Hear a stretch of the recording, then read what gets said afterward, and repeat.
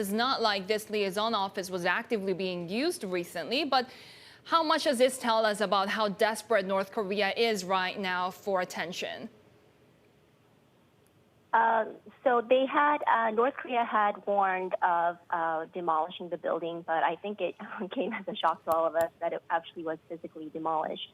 And it is really a symbol of reconciliation and cooperation between the two Koreas. And it was one of the first things that that was done after the Inter-Korean summits in 2018. So it was a very symbolic move.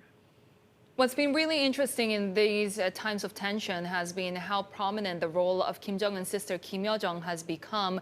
Just right now, an hour ago or so, she released a statement condemning South Korean President Moon Jae-in for his speech apparently being irresponsible. Of course, this was the speech marking 20 years since the first ever North-South summit back in 2000, and Moon Jae-in asking North Korea to take responsibility for the worsening ties.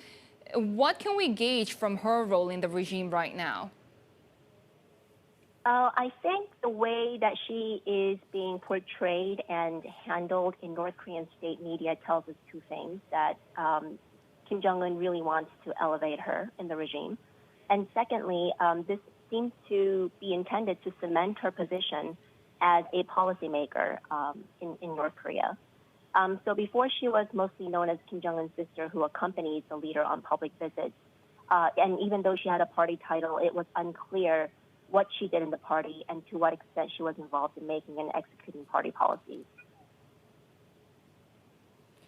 Now, the incident was among the most provocative since 2010 when it comes to inter-Korea relations. But we've got to bear in mind that the liaison office was not very active, realistically speaking. So what could be next, though, when it comes to perhaps undoing the diplomatic efforts that have been underway between the two Koreas?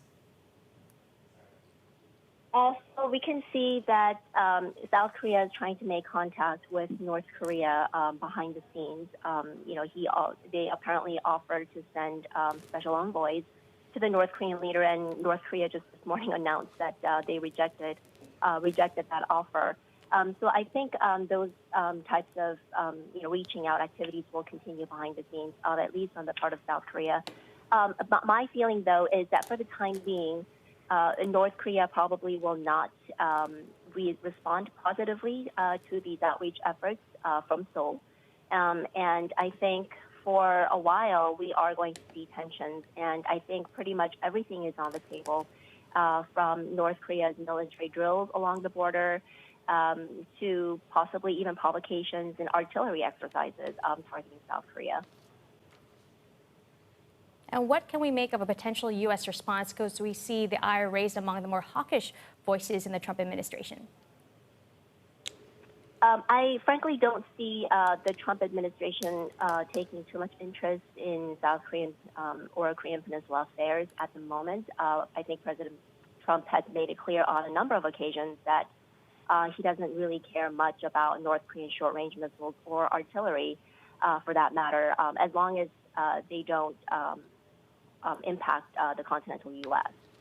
Exactly, Rachel. To your point, the Trump administration has plenty on its hands, including this ongoing pandemic right now. Same thing for China, who's just said they wish for peace on the Korean Peninsula. They had to lock down parts of Beijing.